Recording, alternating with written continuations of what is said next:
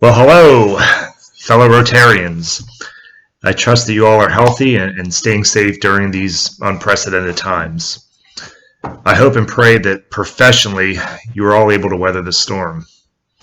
Personally speaking, my days have been spent explaining to families that per CDC guidelines, they're only allowed to have 8 people in a room for their funeral.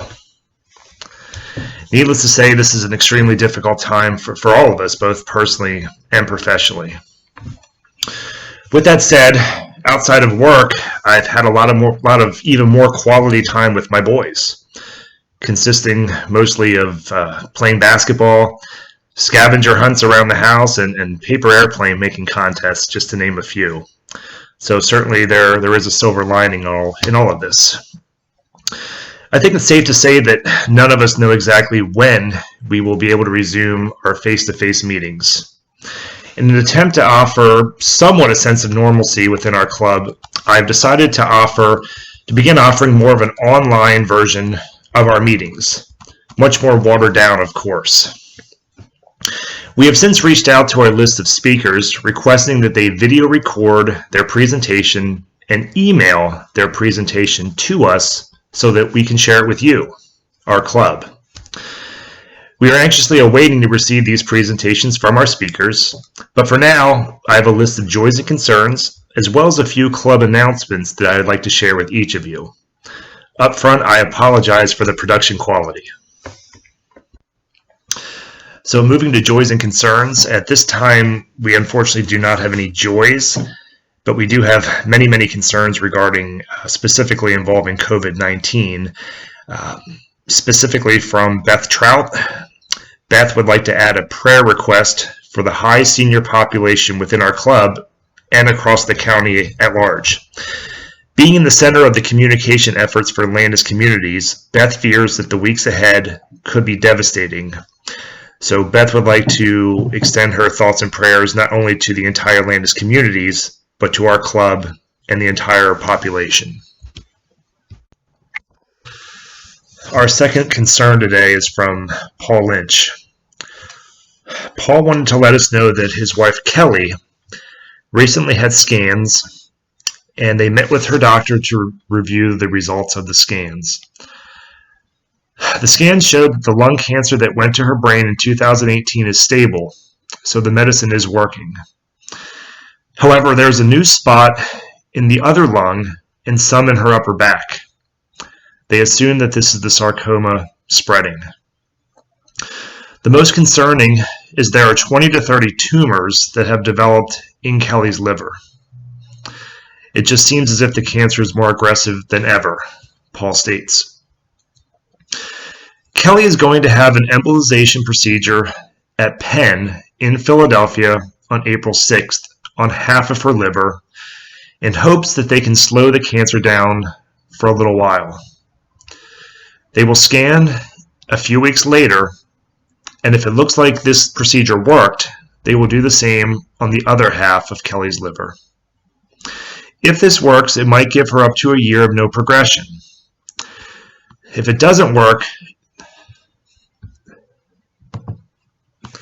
she's been given 6 to 12 months left.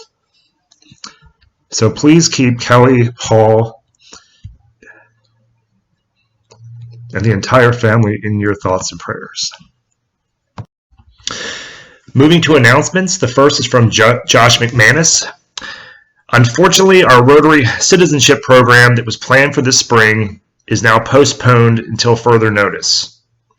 The IU13 citizenship classes are currently canceled and will hopefully resume this summer. Once things get back to normal, we'll meet as a committee to plan for the possibility of holding the Rotary citizenship program in the summer. So please let Josh know if you have any specific questions regarding the citizenship program. The second announcement is from Rich Woolman. We were advised by McCaskey that unfortunately, due to the extended school closing, we will not be able to have our last mentor program session that was scheduled for April 8th. We were intending to practice for our graduation ceremony at that session. Therefore, Our April 8th mentor session is canceled, and we will not be rescheduled. It will not be rescheduled, and we will not have our graduation ceremony on May 6th. The third announcement is from Chuck Blumenstock regarding Community Service Awards. We have nominees from Lancaster Catholic High School and McCaskey, and 2 adult nominees to date, which is great. Chuck has to forward the second adult nominee to the committee.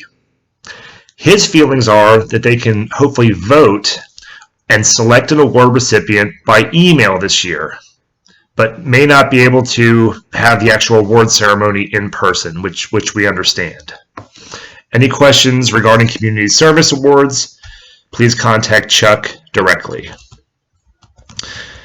The next announcement is from Russ Harland regarding the spring fundraiser. Again, due to the current COVID-19 pandemic conditions, which is affecting our economy and our local businesses, Russ, myself, and the entire committee feel that it would be prudent to look at postponing the spring fundraiser, which of course is our Wheels and Wings festival, until the fall. It's unfortunate, but I think it makes the most sense to do so. But please stay tuned for further instructions on what the plan is regarding the spring fundraiser. The next announcement is from Bill Bobin and Chip Kirkner. Bill and Chip talked with Melinda Godshaw, who is the current grants manager at the United Way, to discuss the initiative between the Rotary Club of Lancaster and the United Way Summer Youth Experience. Again, because of COVID-19, we may have to cancel the entire school year, which could also impact many of the traditional summer youth programs which were previously funded. The United Way is interested in continuing its partnership with us, the Rotary Club of Lancaster, but it's not sure what they will look like this summer and into the future.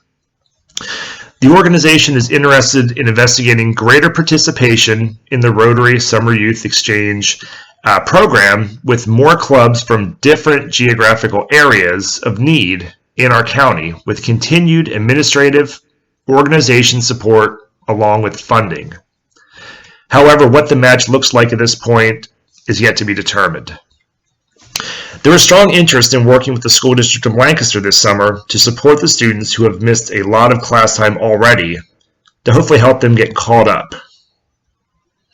We agreed to reconnect in several weeks once the picture is clearer on when and how life in school will resume, how to combat the issues affecting our youth at risk, and where best to deploy our resources.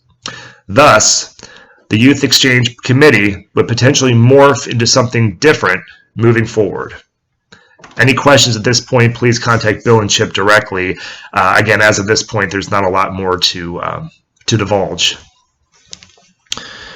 Finally, we had an announcement from Steve Henning on more of a lighter note. Thank you, Steve. As many of you may know, Steve has been researching the club's history to provide stories for the transmitter during these troubled times. Steve discovered that June 24th, 1970 was our first meeting at the Farm and Home Center. We had met for nearly 50 years at the Brunswick Hotel until 1965. After meeting at the Odd Fellows Hall briefly, and a few years at the Holiday Inn on Lidditz Pike, we will have been meeting at the Farm and Home Center for nearly 50 years. Interesting. I didn't know that, Steve. Thank you for sharing.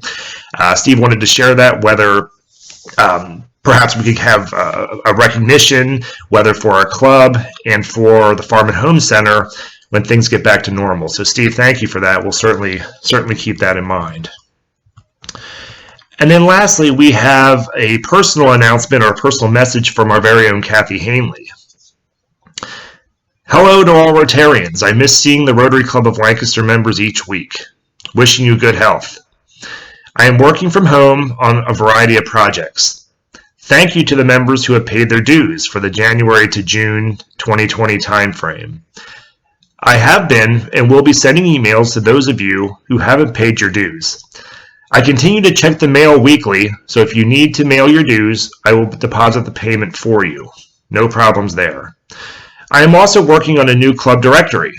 As some of you are aware, I have been asking for either updated photos or new photos to enter into the directory.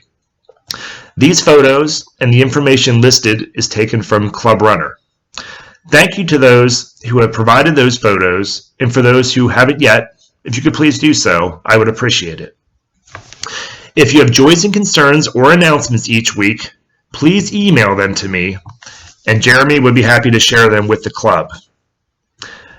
During these difficult times, I am certain all of you would like to keep in touch with your Rotarian friends, so please don't hesitate to send messages to me directly. So as stated, the plan for today's meeting really was a much more watered down version of what we typically see. However, I hope that this was helpful really on updating you on what's happening within our club.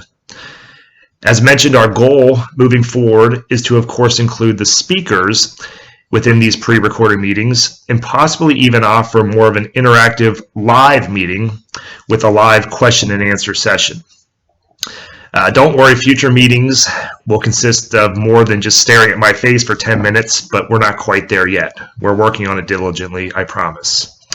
So as always, I wish you all the absolute best as we attempt to get through these very difficult times. So until we meet again, go out, or stay in this case, and live as Rotarians.